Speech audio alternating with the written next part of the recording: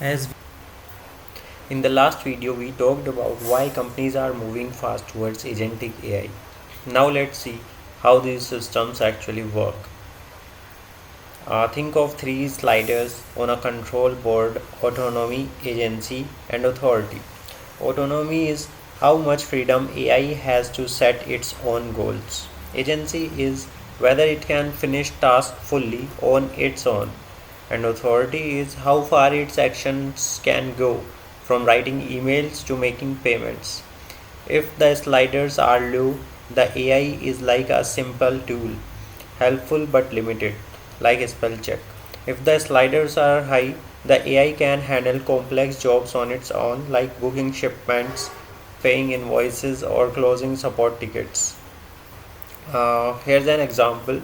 A chatbot that only drafts a refund email is just assisting.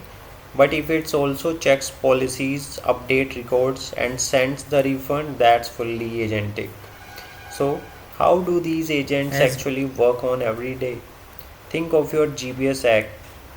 If it collects traffic data, predicts the best route, guides you there, and learns from your trips, that's the prior loop, where P stands for perceive, collecting data, R for reason, predicts outcomes, and act to do the task and learn to improve over time. This is what makes agentic AI different from tools like ChatGPT. Generative AI like ChatGPT is great at reasoning, creating text and ideas, but true agentic AI does the whole loop. It sees, decides, acts, and learns in the real world. Now, what happens when multiple AI agents work together? Think of a sports team. Each player has a role, but together they achieve something bigger. In business, multiple AI agents can run supply chain, coordinate deliveries, and solve problems in real time. as Powerful, yes, but also tricky because compliance and risk need careful management. Another key idea is the world model. This is because the AI's map of reality. A thermostat only knows temperature. Add in weather, energy cost, and room usage, and it becomes much smarter.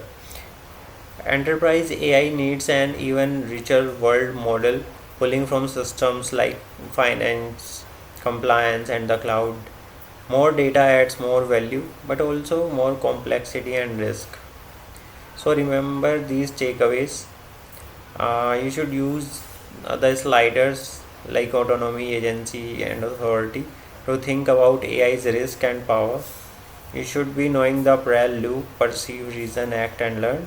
Think of multi-agent systems like a team sports, and the model as a balance, and view the world model as a balance. More data means more power, but also more risk. as So at the end, uh, large language models, similarly like ChatGPT, are not agentic on their own. They generate content, but real world action needs secure integrations, APIs, permissions, and safeguards. And that's where experts comes in to make sure these systems are not just powerful but also safe and compliant. So this is enough for this video. We will continuing this series in the next video. Do please like, like share, and subscribe our channel. Thank you.